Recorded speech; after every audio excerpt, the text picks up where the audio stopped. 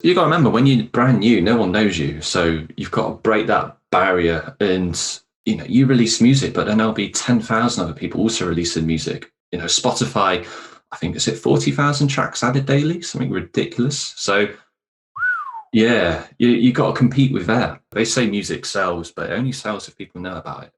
You're listening to the Label Machine series, a podcast to inspire and help indie record labels and artists to build income streams for their music. I'm Nick Sadler, a music entrepreneur that has helped start and run multiple indie record labels. In this series, I'll be speaking with music industry leaders about their experience and the lessons they learned on how they both market and grow their music income. Welcome to the Label Machine series, where we discuss with successful industry professionals how artists and record labels sell music.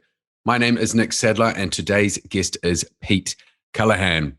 Pete has extensive experience in running music promotions, marketing strategies, and business development for record labels. He's also the co-founder of software platform Promily, and it is both his personal and company mission to help record labels promote their music quickly and efficiently to the industry and their fans. So, Pete, how are you today? I'm good. Thanks very much for having me, Nick. It's good to chat again. Nice. Where are you calling in from? I'm in Worcester, UK. Sunny Worcester to make a change from the usual rain. So it's all good today. Awesome. So let's jump straight into it and rewind the clock. How did you get started in the music industry? It's a good question. I started off when I was young, 11-ish. I started to learn to play drums, and then I moved on to guitar, bass, and then production, and then kind of bands, in and out of bands when I was in my early teens. And then in my very early 20s, I went to SAE Institute to do audio engineering. I did that for a year. It wasn't for me. I realized that I was more interested in the sort of business end of things opposed to the actual recording of artists. So I left the course. I started a record label. I'll make that sound very easy. I researched how to run a record label for a good year. And then, I started off in the drum and bass world. Never grew up listening to drum and bass, but I found a bit of a love for it when I lived in London for a year at SAE. You can't really avoid it with all the clubs, the clubs that did exist then, which have kind of all disappearing slowly at the moment, aren't they? Yeah. And created a label. Met some cool guys along the way, did some good releases, and that's when I found the need that I needed to be able to promote better. And it all started from there. So probably 22, 23 onwards, I started getting involved sort of seriously, as in, regular releases and learning about the music business and best ways to promote, and found a gap in the market and thought, I like promoting over email. It works really well, but I lose every bit of insight as soon as the email leaves my inbox, and needed a better solution. And that's how Promily was sort of born, really, that idea, and sort of merged on from there. And here we are, 2021, and still ticking along nicely. So I didn't know that you did a drum and bass label. What was the name of it? What was the label name? Oh my God. For some stupid reason, I called it Tongue Flap. Tongue Flap. And we did some unusual releases. Probably the most well-known one was the Dub Johnny track, the dubstep tutorial. Yes, I do know that. That's huge. I know. So, me and Brian, as in Dubba Johnny, he had a silly idea of writing the tutorial track, and so I had the silly idea of releasing it. So, and weirdly, it did very well. That must have been at the beginning of that whole just as the dubstep thing started picking up, or bro step in the US. It was the beginning of about as bro as you could get. Yeah. Yeah, I remember that. 2009, 2010. Yeah, around that. Yeah. That was about the same time as when we started Never Say Die. Yeah. Oh wow, I didn't know that. Awesome. Yeah, so we released that, and we did a couple other tracks for him and some other artists, and then I launched a sort of more sort of techie kind of D&B label called Protect Audio. We had some releases from guys like Marakumu. I don't think he's active these days. Hieroglyphics, who's now on Critical. Sort of who are the other guys? Survey, and they've done quite well, but I think they've split now, which is a shame. You mean Yeah. hieroglyphics like Lawrence? Yeah. So hieroglyphics as in, he's on Critical Music at the moment. Yeah, I'm pretty sure. Is it hieroglyphics is Lawrence? Yeah, because I think Critical Records had their offices up just next to our offices up in North London. You know what? It's so funny because I think we connected. I mean, we connected through the music industry, I guess, but it wasn't really in that whole. It wasn't in that dance or drum and bass world. And it's funny though that I do keep finding myself bumping into people in the music industry that are from that background. It is quite uncanny. So you went through why you started primarily, and you said it was you wanted to be able to have some of the control of what happens once those emails leave your inbox. Yeah. So what, as well as that, like what is the main rundown of your company's activities? The main rundown is we help record labels promote music over email. That's what we do. We just want to be the best at delivering promo emails. We work with a lot of labels who do pre-release marketing, as in delivering the music before it hits the shops to DJs, tastemakers, influencers, if you want to use that kind of term in the music industry, and sort of bloggers and things. So we needed a better tool to deliver that music and to show what people are doing with the music. So I didn't like the alternatives back when I started Promally, so I kind of built my own. I found Mike, who's my co-founder. He's also a software developer, which is very useful. He's been developing software for about 20 years. He also owns Section 8 Records over in the States and D&B Radio. So he's got the music industry experience. My other co-founder, he's left the company now. He was called Kane. He's moved on to a web development business. So between the three of us, we sort of came to a plan and sort of started building a prototype, and then kind of got ideas what we wanted to do, didn't want to do. And we built the MVP, which we ran for. MVP is minimal viable product for non sort of acronym world. And we ran that for a good couple of years, really, just to sort of see what other people thought. And it didn't look great when we first launched, but it was really good. It was functional and it did the job. And we thought if people were willing to pay for the non-glossy version and get results from our software, then we should be onto something. And I mean, fast forward 5 years, we're still chipping away. We feel like we've barely started. And here we are today, and hopefully many more years to come. And this year we're aiming at growing our company a little bit more. Nice. Building some more feature sets, which would be quite good. So for someone that is new to music promotion over email, like, do you talk us through exactly what that means? Like, is it sending a email out directly to your fans from your Gmail address? Was it MailChimp? Is it Sendinblue? Like, run through what that actually looks like. So when you promote music over email, it's fine. If I was delivering you a song, Nick, it would be quite easy for me to manage that. I could upload a Dropbox. I could email it to you, say, hey, Nick, here's a new track. Check it out. Let me know what you think. That's fine. One-to-one is fine. But then if you've got a list of 500 people like you, then it starts becoming quite complicated. And you think, well, how am I going to deliver 500 emails with 500 download links to check up on 500 people and then work out if anyone's actually listened to the music or has anyone actually downloaded it from my Dropbox? You're going to have sort of baseline stats, sort of like how many hits on the Dropbox links, but how am I going to assign that to different people? So what Promally does is it takes all of that guesswork out, and you can upload your audio to Promally and your press releases, your artwork, and then you can plug in your email addresses and then deliver it. Our system will send the emails and it will track every single result for you. And what we do, we deliver an email and we ask that recipient to click on the promo link, and then we take them to a unique page. And that page is unique for every single recipient. So if you deliver 10 emails, 500, 5,000 all in one go, every recipient will have a unique download page. and that is completely trackable. So it means that if you play a music or a song and download it, or you leave feedback on the track, it will send all of that information back to Promily and say, Nick Sadler has checked out this download. He's left the feedback saying he thinks the song's amazing and he's going to play on his next radio show. And we compile that into a report, which is accessible 24/7 in the Promily app. So we just give that very simple concept of delivering music, but we make it very, very useful and insightful for record labels.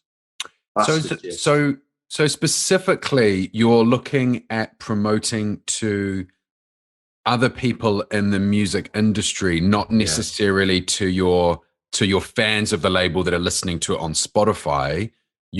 Are you promoting it to, say, blogs, music influencers, radio disc jockeys, club DJs? Is that right? Yeah, that is correct. Yeah, that was the typical way of promoting music, was to deliver it to your tastemakers, so Radio 1 DJs, for example, or DJ mags, editors, with a chance of they will pick it up and feature it. That's how it always goes. Things are shifting slightly. People are marketing in different ways. The world has changed dramatically over the last year of how people promote. So some people do deliver to fans directly from Promily as a way of sending their music out without a distributor. Interesting. We've noticed different sort of trends, how people are doing it, and someone was running a subscription service off the back of Promily, which I'm not sure if that is what we set it out for, but basically they were charging their fans per month and then delivering the music via Promily, which is right. So is that like using a service? Just forgotten the name. What's the classic music subscription service that people are using? One of the big pools. No, it'll come to me in a second. Music Without Water is on there. The prototypes are on there. It's one of those platforms where you say sign up for $5 a month and you get access to all my private videos and whatnot. So Patreon. So Patreon. Yeah. So it's like a Patreon, and then what they do is, if anyone's on their Patreon account, you say you got 1,000 fans, you just send them the music. Using this platform. That's what people. That's a really interesting way of doing it. It's quite a clever concept, and what's great about it is all of these people are already expecting your music. So all Promily will do is make it very easy to deliver and to see what they're up to. We track all sorts of stats, and we're going to expand that and make it more flexible and insightful for people, because I love stats. I don't know how I've ended up enjoying stats, but I'm one of these people. I like to know everything that's going on inside a campaign. So we kind of built Promily for our own needs, and we found other people were quite similar to us as well.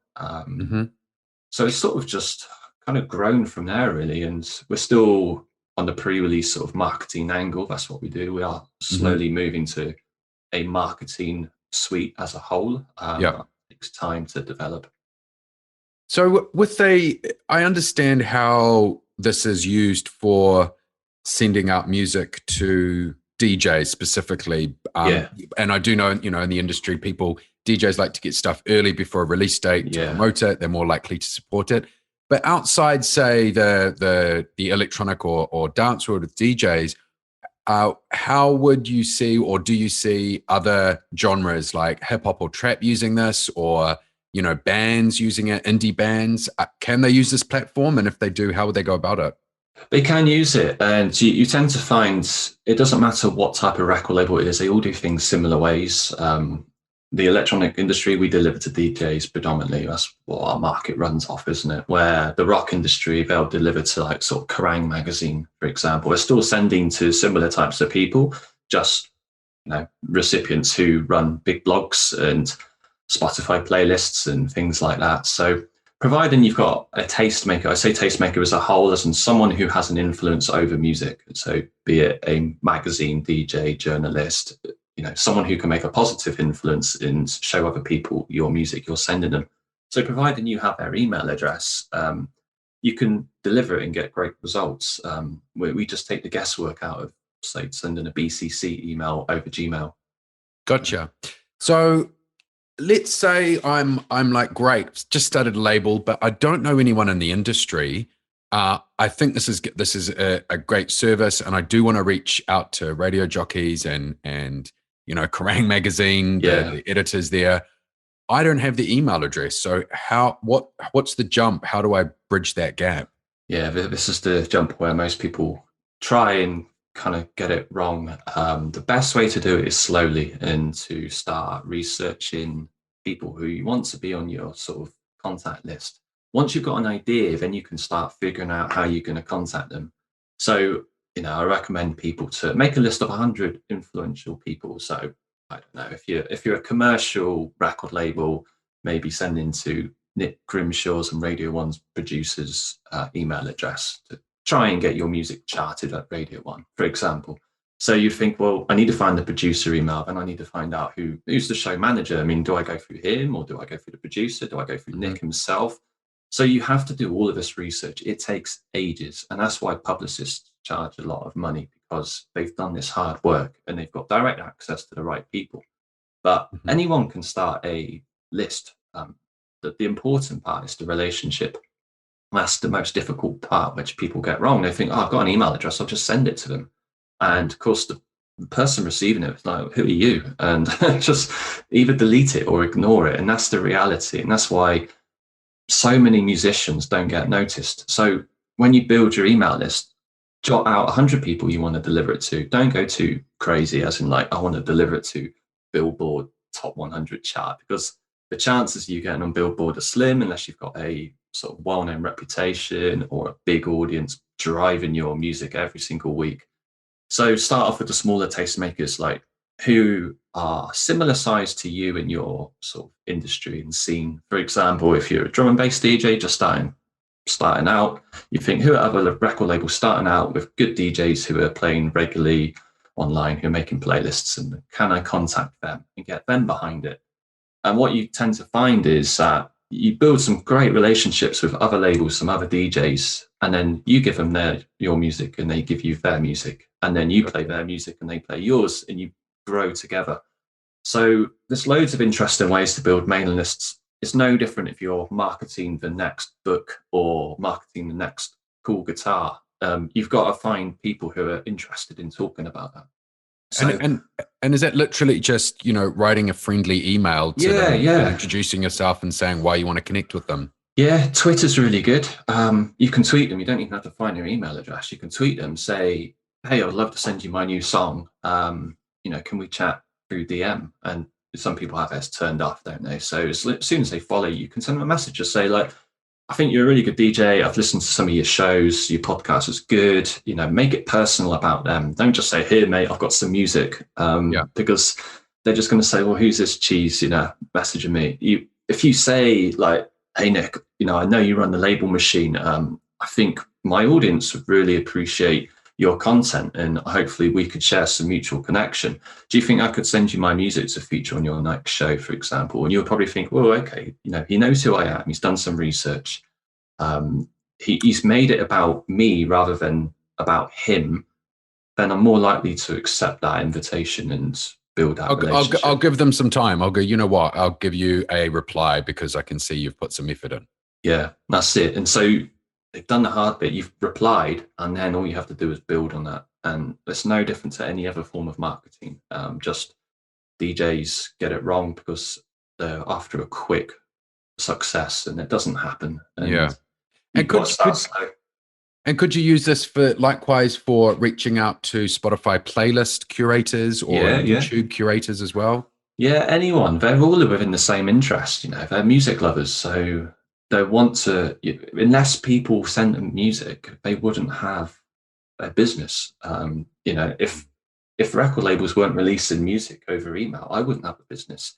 So it's within my interest to, talk to new record labels, learn about them, and show interest about them. So if you're a record label building a mailing list, talk to your DJs, build like a close-knit network, and keep some exclusive, like send to your top 10 DJs, and then have like sort of 30 others who are sort of your B list, who play occasionally. So it takes time, and it's best to do them one by one. And once you've got that list, don't think you need a list of 10,000, because realistically, are those 10,000 people, unless you're someone like Andy C, for example, on drum and bass, are not going to just hop on that tune and back it. It takes time to build that. So build a really close knit network and start small and build from there. That's the best way. Yeah, I mean, I have to agree.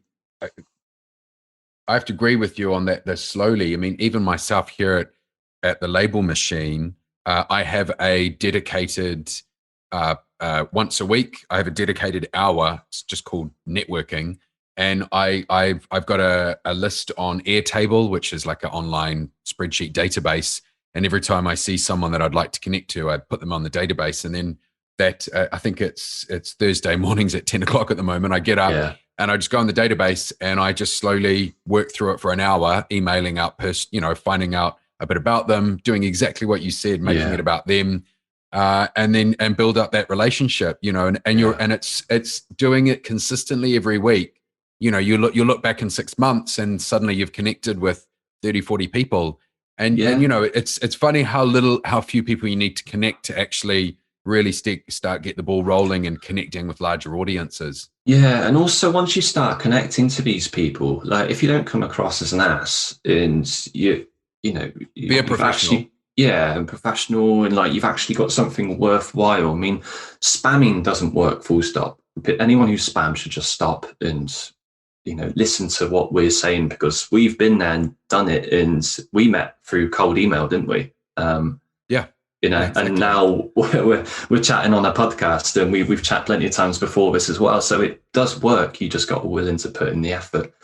So I wish people would just stop for 5 minutes, block out some time. Like you said, 1 hour per week is enough to build a solid list. And in 2 months' time, you'll have an amazing list of people you actually know, opposed to a scraped mailing list off Google or there's nothing wrong with scraping emails, providing you start building the email list and email them and just say, hey, I've got your email list, email address from so-and-so, resident advisor, for example. I really like the show you put on Thursday nights at 10 o'clock. Do you think you'd feature my music if I sent some over for it, and go from there? No, you're dead right. I mean, it's the blogger outreach campaign that we have at the Label Machine is something that I put everybody through. And everybody always says, wow, and it's a whole, sort of the email template and what you send out to people. And everybody ends up reaching out to somebody and getting something featured on a blog or a playlist. And they're like, wow, it really works. Yeah. And they also say, then they do their second, third, and fourth release, and they just reach out to those same people who are happy to support them because they've got that relationship there. I guess it's hard at the beginning, but it gets easier as you go along. It does, yeah. Because you got to remember, when you're brand new, no one knows you. So you've got to break that barrier, and you release music, but then there'll be 10,000 other people also releasing music. Spotify, I think, is it 40,000 tracks added daily, something ridiculous. So you got to compete with that. And how do you break through that cycle of just being another release? You've got to be really either very talented and make amazing music, or you've got to make very good music and be very good at marketing. The two are as important as each other. They say music sells, but it only sells if people know about it. That's true. That is very true. Now I don't know whether this is a secret or not. So I hope it's not. I don't know if we've got to cut this out. But I do know, if you are in the electronic world, though, Promoli does offer a service where you can reach out to existing labels and tastemakers. Is that a thing that still exists? Or No, but it's not a secret. It's something we do advertise, but we don't talk about it too much, but are starting to. We started building our own contact list within Promoli just to see if it would help people. We kept it quite quiet. We just called it Promoli Pool within our dashboard. So what it is DJs and influence and tastemakers, mainly DJs at the moment, they've opted into our service as a whole, and they are happy to receive any type of music within their criteria. So at the moment, I think when we last spoke, Nick, we had about 350, and we've now got 510. So we've grown it by a couple of hundred over the last few months, just to see what people are into. We find DJs want new music, but they don't know how to get it. So they've also got this big problem. record labels want to send to new DJs, but they don't know how to get their contact details. So we thought, well, I know how to get hold of people, so why don't I start building a list and funneling people in? So it's a very, there's a big trust element in it. As much as we vet all the DJs, you've got to do your own due diligence on them before you add them to your lists, because you don't just want to send blindly. What we do have is their SoundCloud link, their Mixcloud link, Facebook link, Twitter link, so you can check them out before you send. But we take the guesswork out for you and just say, this person's waiting to receive your music. And what is good with Promally is you can't deliver a promo. If someone doesn't like drum and bass, you can't send them drum and bass. The two categories have to match. Gotcha. So it should reduce spam. I mean, spam is an ongoing problem wherever you look in whatever industry. There's always someone spamming something. So we're really tight. I think I said to you before, we annoy our customers for our own good. We don't allow any spam on our network at all. If we find someone spamming, we stop it and we say, what are you doing? Same for mailing list. If they upload a bulk mailing list of 10,000, we don't allow them to send until we've checked it out, just because spam doesn't help anybody. Yeah. So the record label list is quite, it's not new, but it's new as such that we're actually doing something with it. And I think we're just going to continue to grow it and have a two-way platform. That's the plan. If it works, then that'd be really good. That's a massive asset. So if you are listening and you're starting out and you're doing electronic music and you don't have any of these contacts, this is going to be an excellent platform to your one-stop shop, essentially, isn't it, for doing your promo? Yeah, because I remember when I started running a record label, I didn't know what I was doing and I didn't have a contact list. And like I said to you, I built my list and it took ages. And it would be nice if we could help smaller record labels and bigger labels as well. Just because they're massive, it doesn't mean they've got a good contact list. Just, they've grown through other means. So we're all in the same boat. And, DJs want to receive music. That's their job. They DJ. So why not make it a little bit easier and increase the value for our customers by giving them a bit of a head start or some fresh contacts they might not have heard of. So that's the plan. Things change. It might go horrifically wrong or it might go really well. That's the good thing with running a business. You don't really know until you try something. Very true. So I'm going to move on to some music trend questions around selling and streaming music. Yeah. So when it comes to Spotify, I know recently that they deleted a whole lot of songs that they thought were being played off bots, which has been interesting. But what have you been finding works for getting on playlists? I think the biggest thing is, like I go back to and say all the time, is the relationship with the person who owns the playlist. Spotify playlists are different because they are built through an algorithm, like Discover Weekly, for example. You can use Spotify for artists. You can highlight your new release, and then if their algorithm picks it up, they say it's curated by editors, but I don't know how much I believe that, because you think it did. I actually, sorry to interrupt. I do know. I spoke to, I won't say who it was, but they had a ex-Spotify editor move to their team last year, a distributor I work with, and they were speaking to them, and they said, to be honest, 99% of the recommendations come from algorithms. Yeah. From those, then the editors look at what's working in the algorithms and pick stuff out. But they said, the submission, you can submit your music towards in the Spotify for artists. Like, it doesn't really, just because you put it there aren't people reading it. They'll read it after, if the algorithms pick up on stuff and they're like, oh wow, what's this track? They'll then go there and look at it, but it doesn't really work the other way around.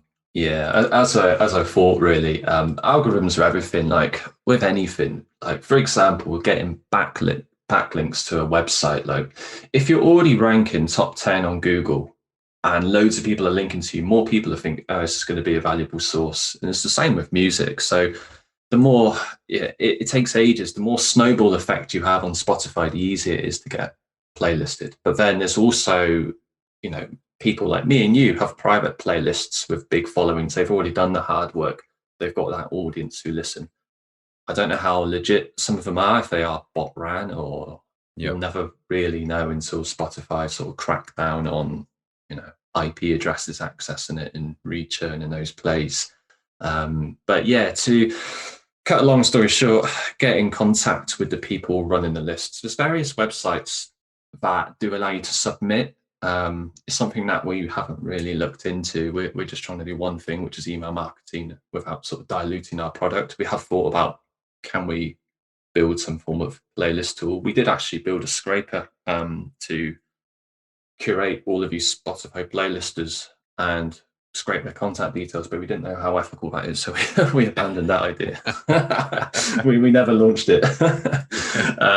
But yeah, if you basically just Google the Spotify playlist, do a lot of searching through SoundCloud, Twitter, Facebook groups, and you'll probably find at some point there will be the owner of the playlist somewhere amongst all the details. It just takes ages to find. Once you've got them, like I said, build that relationship. There's like services like Hyped It as well, which are quite cool for getting in contact with the right people. Yeah. What about what's the other one? Miko, did you say? No, Submit Hub as well is another. Submit Hub, yeah, that's a really big one. As much as they are a competitor in a way, they do serve a different slightly audience than we do. So, you might get some success, but at the end of the day, there's thousands of people releasing every single day. You've just got to be really good with your marketing. And if you can find that personal connection with someone, you'll find much more success than going through a third party, in my opinion, anyway.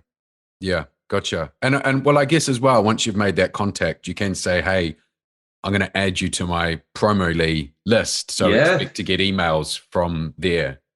I think, that's right. And the important thing is, once you've got this contact, nurture them. That's where people, they fall short. They get this contact, like, I get your email, Nick, and I only email you when I want something.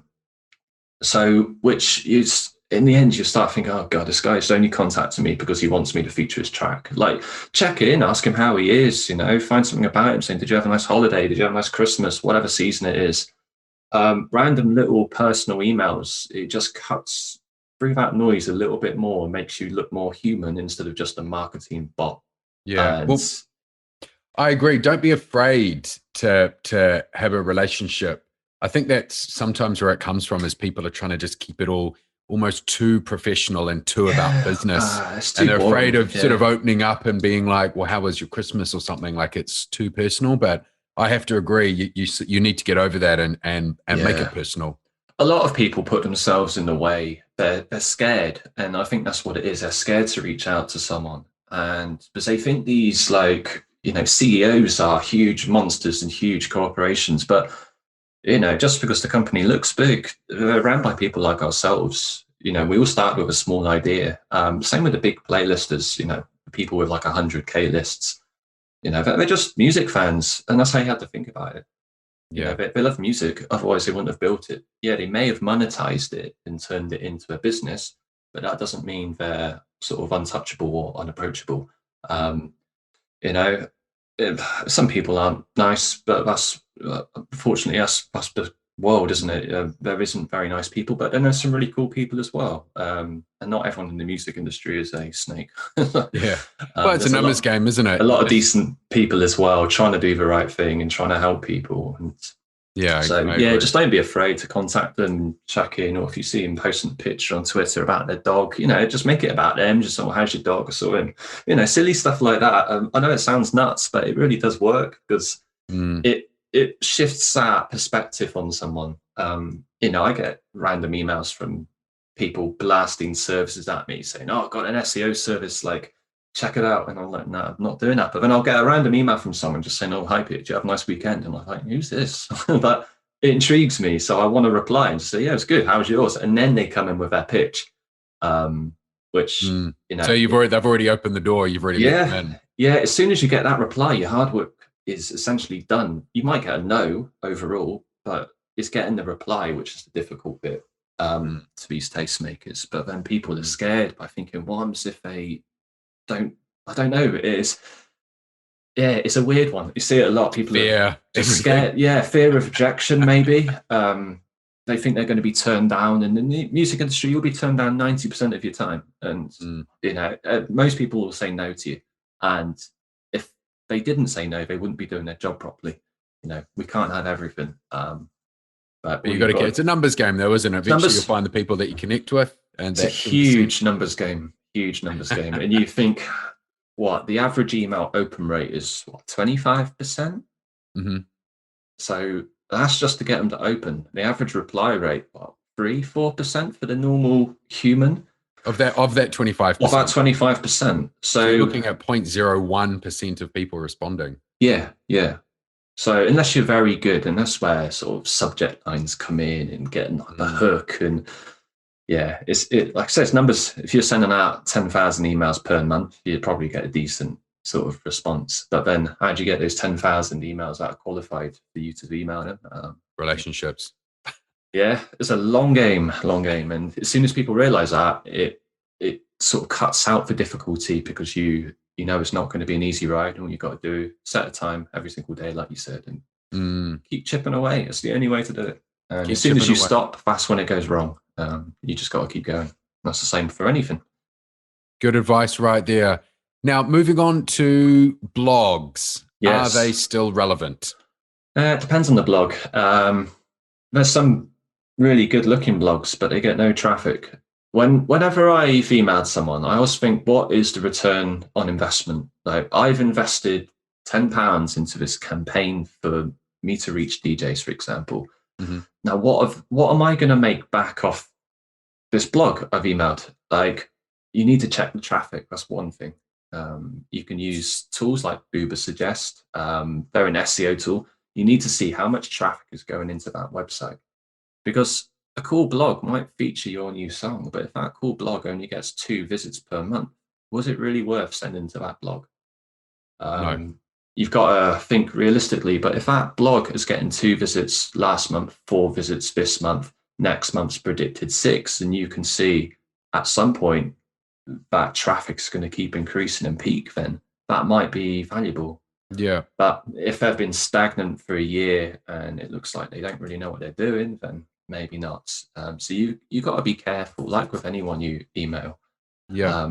What was the tool you said to say, if I was like, cool, I want to look at this blog and see how many views they're actually getting? What tools can you use, did you say? There's a load. There's one called SimilarWeb. SimilarWeb, where you can just plug in a domain name and it will give you some stats. It will show you where their traffic's coming from. Like, it will show you the percentage coming from like Reddit and Twitter and how much of it.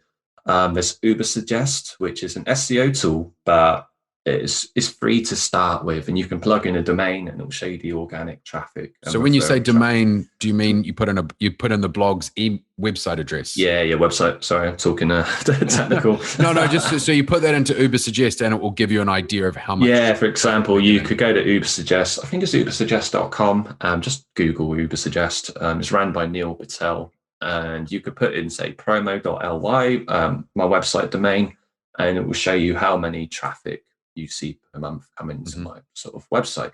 So it's the same with bloggers. So you could put in, we use Callaghan as an example. They've got a decent blog.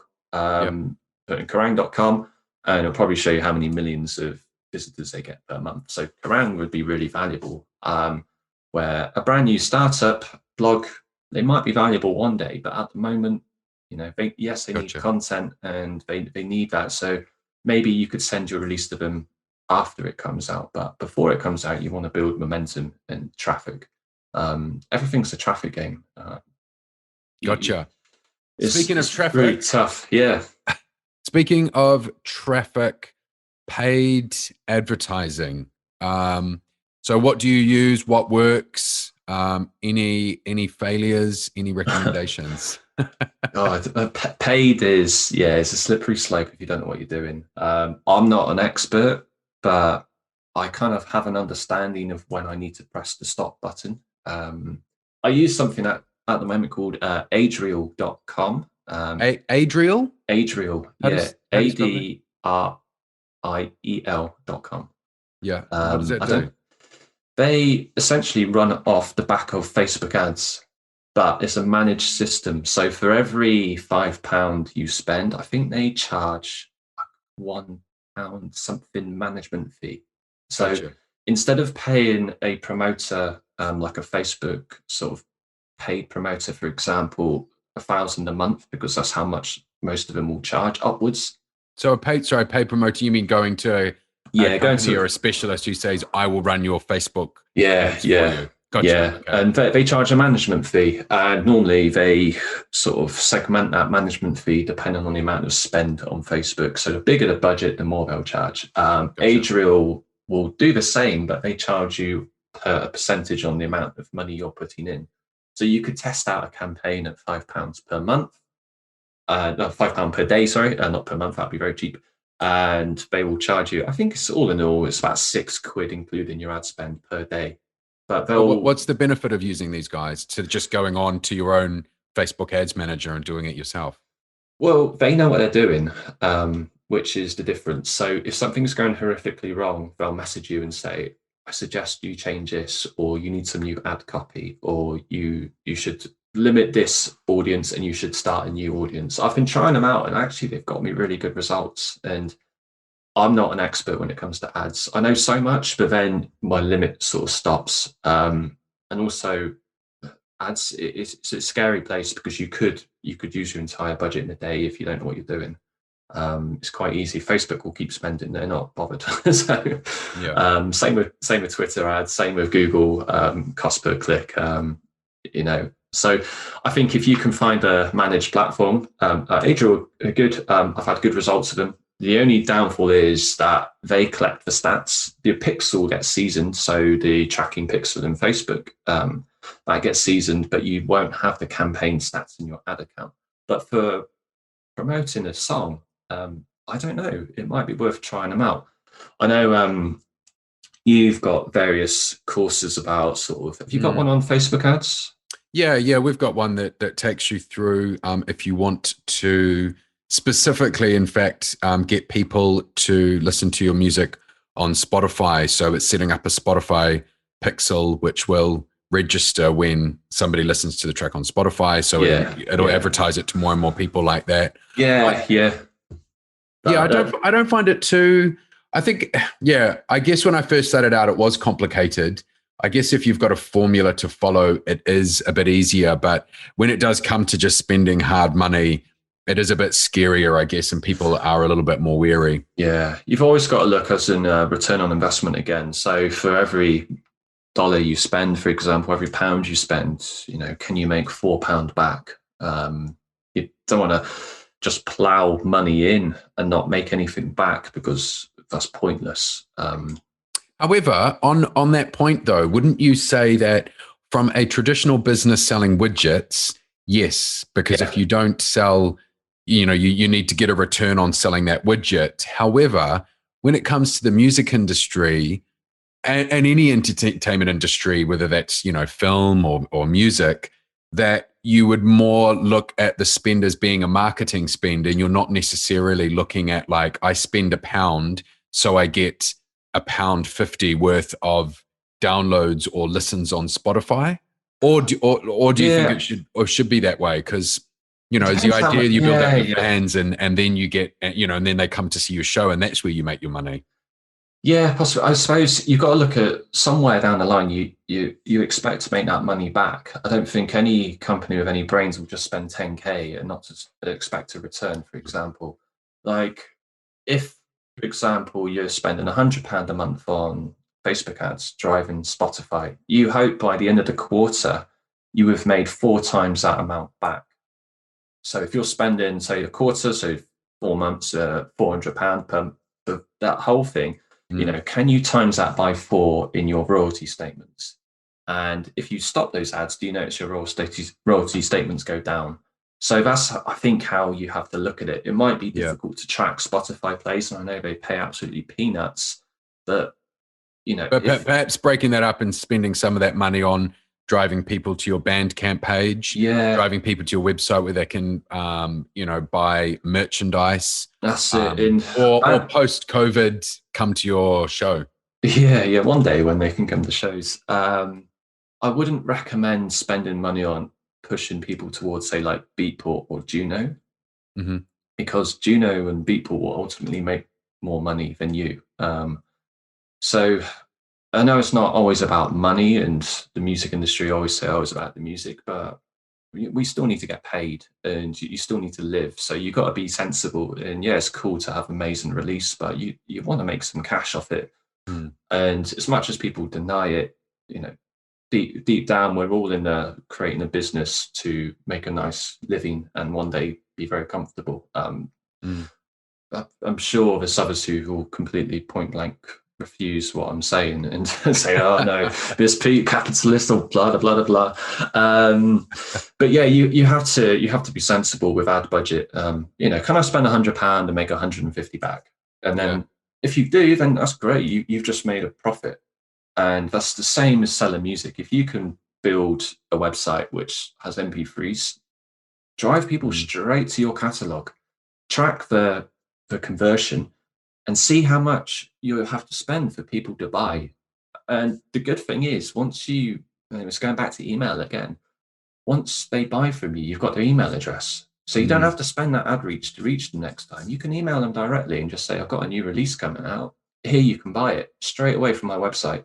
Mm. So you even need to think about it. You're buying a lead, which will then be a long-term customer of your record label or DJ sets or whatever you're doing. Or you need to think about, can I make this money directly back on the sale? I think Yeah. you're naive if you go in and just say, I'm going to spend £200 a month and I don't care if I make it back, because it's Yeah. promoting my business. I think the key that you said there is tracking it as well. Yeah, So whether or not you are making return on it directly from the sale or long term, you want to yeah, be tracking that and making sure after a year is the arrow going up or down, and change your strategies yeah, accordingly. yeah. You've got to set KPIs for yourself. So your key performance indicators. And I know it sounds very kind of business and boring, Just but setting goals, isn't it? What do I want? I it want to is. have 100,000 plays at the end of 12 months, Yeah, and I'm willing to spend X amount of money to get there. that's it. And if £100 a month ad campaign gets you that, then that's amazing. You've done what you've planned out and it's worked. It's when you're spending that £100 and you're getting 20 plays a month. And if you add that up, you think, Mm. hang on, that's nowhere near 100K by the end of the year. So Mm. something isn't working. But like you said, when you use your pixel, you can track that. You can see how many people have clicked your landing page, so your website, and then how many people went on to press that purchase button on your MP3 download. Mm. So you can track the multiple conversion stages from the time someone sees your ad to then they click on it. That's a conversion. So the click through rate to when they land on your landing page, which is your website or song catalog. That's another conversion. So that'd be someone viewing, and then you can track another conversion to initiate checkout is when they click add to basket, and then your ultimate conversion of when someone buys it. And you can work out all those different funnel stages, and that's you can see, where are people dropping off. Are they bouncing when they get to your catalog? And you think, well, why is that? Is the page running slow, or Mm. is it not appealing, or is it a mess? Some people have no experience in web development, and what they create is just a mismatch of colors, and it doesn't look good on the eye. But then that's where Fiverr comes in. You can do a lot of things for cheap Mm. and get people to optimize stuff for very small amounts of money. Or even just using platforms like Bandcamp as well, which Bandcamp, it's yeah, all organized Bandcamp, for you. Although or I do know Bandcamp doesn't allow you to install a Facebook pixel, which is a real downside about the platform, unfortunately. yeah, I wonder why. I don't Probably who because they knows. want to keep it within themselves, I guess, and they want to track. But that's Bandcamp's Could be. decision, You know isn't it? what? They are all about supporting musicians. I actually put my money on the fact that however they built the back end, the technology, it just doesn't allow it to easily work, or it creates security vulnerabilities. But we're getting very technical here. I'm going to. I know. Yeah, let's go. Let's talk about something easy. So, keeping, I guess, on social media, which platforms are you finding gets the best response at the moment? YouTube, SoundCloud, Facebook, Twitter, Instagram, Snap, or TikTok? TikTok's an interesting one, isn't it? Yes. See, I've checked out TikTok a couple of times. The first time it scared me. I thought, what is this? It's a load of girls dancing to music. And I just thought, this is not me at all.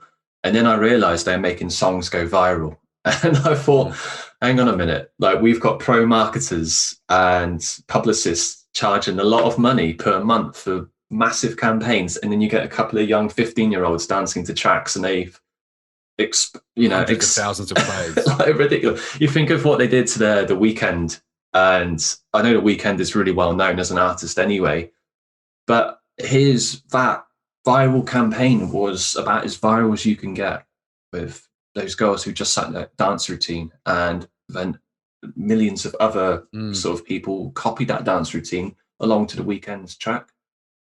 I don't know how well that can be pulled off, or is it repeatable? But I think this is the thing about TikTok is people are seeing success from it that come from happy accidents. Yeah, and that things go viral. It can be quite difficult to create something viral. But like a closer example actually that just happened last week is the sea shanty song. I don't know if you've seen a guy. He's doing a sea shanty and he sort of duplicates himself singing in unison, and he's been just signed to Universal last week, and the track, it looks like they're recording it professionally. It looks like it's going to go to #1, and that was just him, random guy doing a sea shanty song that just went nuts on TikTok. But again, I think it's a happy accident. And I mean, they're the best ones, aren't they? I suppose a good example is when I released that Double Johnny track with Brian, and last time I checked, I hadn't checked in ages, on UKF. We all agreed to do it in 9 million plays. Wow. Happy accident. We couldn't, if we tried that today, it wouldn't work. Right time, right place, right audience. You just sometimes just got to go for it. But as for the best social network, I think they're all equally as good. I think people go wrong is when they try and be on all of them.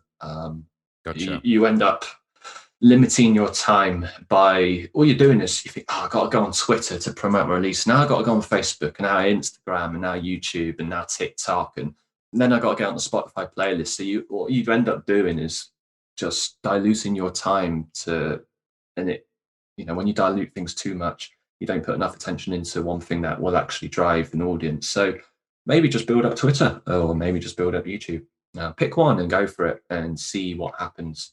So this is specifically so if you're a single or a duo artist or a small team, pick one, focus on it, and then as you grow your team, grow your platforms. The thing is, like I said, I'm really stats driven, and if something is working, then why stop doing that to go on something else? I think if Twitter really works, I mean, I don't know if it's that great for releasing a new song, for example. I would say something more Instagram, short teaser clips might be better. You just need to test it out. Your audience might really like Instagram, and say, for example, your audience is TikTok, the girls who are predominantly 17 to 19, they like pop music. That is where your audience are, to then go on Twitter and try and release musics to that same audience, you find they're not there. And if that goes with anything, you need to work out where they are. Are they all sitting on Reddit, or are they in a forum, for example, on like a obscure thing about, like a subforum about crypto kitties, but they all write really Japanese music, for example, and you've got a little niche sat there all waiting to hear it. So you just need to test these things out and do a little bit of everything to start with, and see where you start getting the likes and the comments, and then do a bit more, and then work out what type of content they like. Do they like videos, or do they like just written posts with a link to your SoundCloud? Test it out, and then just be consistent and monitor over a month. And then at the end of the month, see where you started, see where you are now, and think, do I need to carry on? Yes, no, and then move on or continue. Set goals, be consistent. That's it. And monitor. Goals. What going back to doing email promotion specifically, what rookie mistakes or common problems do you see over and over again? Biggest mistake is sending out to people who you don't know who they are. And where we get a lot of that, people will scrape a list. What I mean by scraping is they'll go on Google or they'll pay a developer to scrape a email list off the internet, and then they'll try and deliver to those people thinking it will work. So that doesn't work, full stop. Like I said, it's pointless. You're wasting your time, effort, you're wasting your money, you're wasting our platform's resources by doing that. So we put a stop to it, which is good. You know, what are the other big mistakes? Not giving the right release information, setting the wrong release dates, sending out the wrong release dates. Yeah. Like when people promote music, you think if you're a blogger waiting to receive that music, they write about when this song is coming out.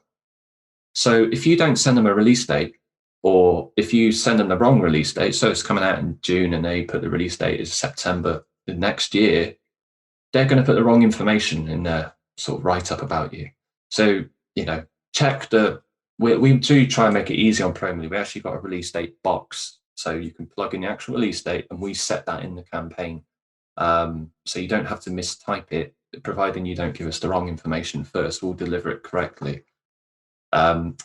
What else do people miss? In their press releases, they miss things off like artist names, you know, really basic stuff. It's just, I think they're either in a rush, but must get this song out. Like we get sort of record labels panic saying, you know, I need to get this song out tonight because it's release dates in a week. You know, just be more organized and, you know, think about it strategically.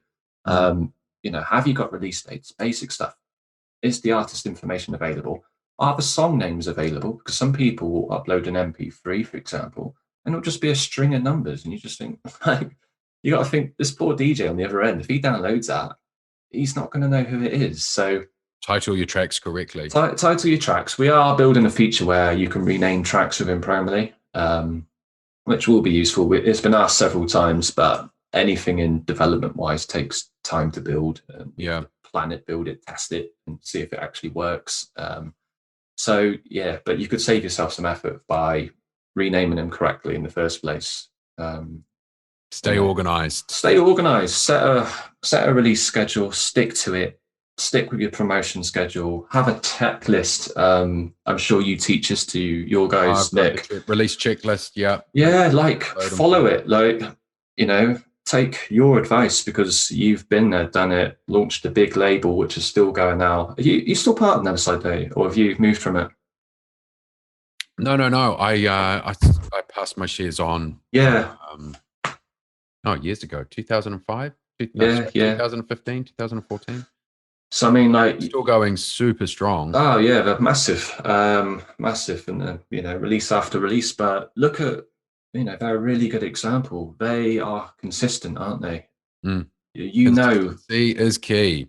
Every single month they'll have a couple of big tracks out on Black Label and just Never Say Die label, and they'll just keep churning and churning and churning. They'll gauge the interest, see which artists are doing well, and they'll do that. But Never Say Die, they're a customer of ours. They've been with us since the beginning of Promly's evolution, I think. Nice.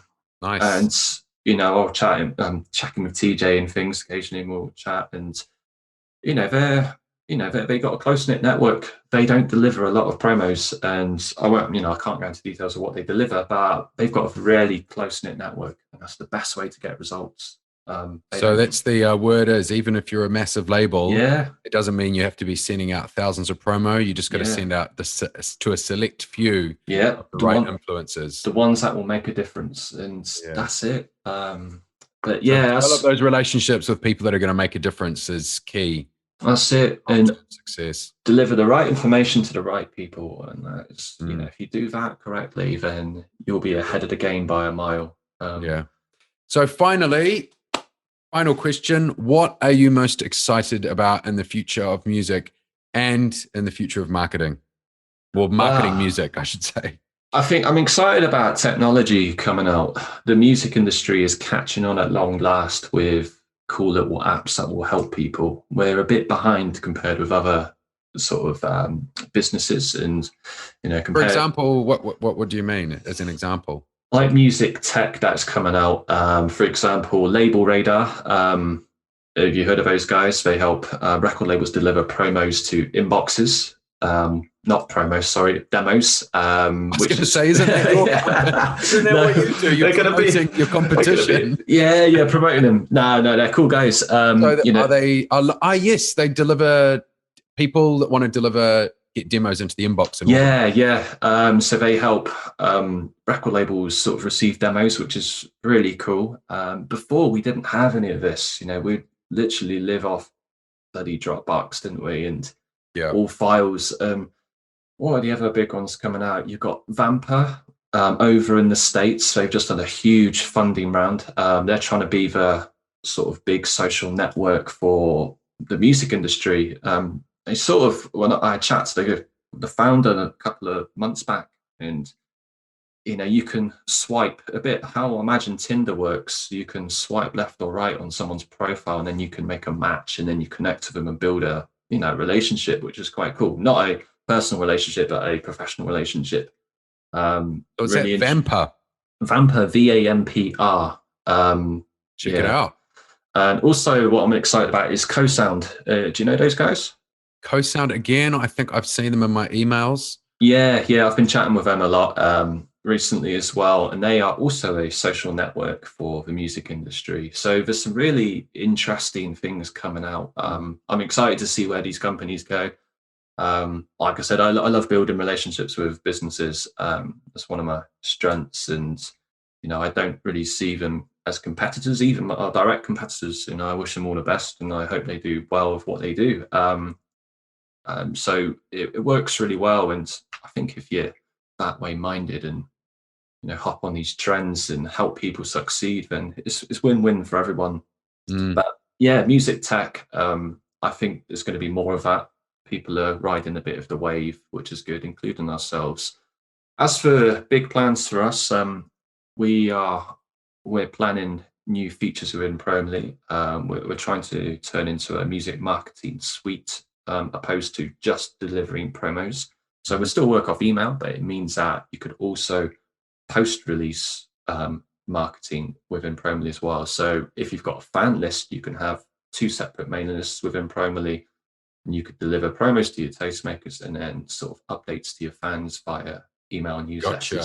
The sort of the MailChimp or service you do that instead. MailChimp are good and they're fine at what they do, but they're not catered for our audience. And I don't think they ever will be. They say they can work with, they promote about music industry, but they're not in our industry, and they're good at email marketing, but we can do it better for the industry. I do hope you do set that up, because I've often thought, why isn't there a MailChimp or Sendinblue that's just, or a Drip that's just focused on the music industry? I really, it's very bizarre that I haven't seen it. So I do hope you put that. Yeah. So we have actually built a mailer, like a sort of newsletter mailer. It's not in production yet. It's in the process. We've got a big sort of hurdle to get over within our database setup. We've got you can have one database, which is fine, but databases are massive and they're segmented hugely. We've got to be sensible about how we have it set up logistically so it doesn't sort of get under stress. So we're coming up with a plan with that. We're just slowly developing things, and hopefully it will turn into something nice. In a few years. I hope so. Yeah. Our plan is we're going to hop on. We're going to try and start seeking investment. I think that's our next move, so we can build a bigger Promly team, because we're a small team at the moment. We do a good job, but we could do a better job with more people and more money from investment. Yeah. I'll be buying shares when you. You could be an angel investor, Nick. I know you sat on a couple of million there. Well, Pete, I want to say thanks for being on the Label Machine series. If you're listening, you can check out Pete's company Promly. It's promo.ly. Go and visit there as well. And if you want to be sending a promo out, that is the place to be. Thank you again, Pete, for being on the series. No, it's been good. Nice to chat with you. Okay, awesome. Thanks.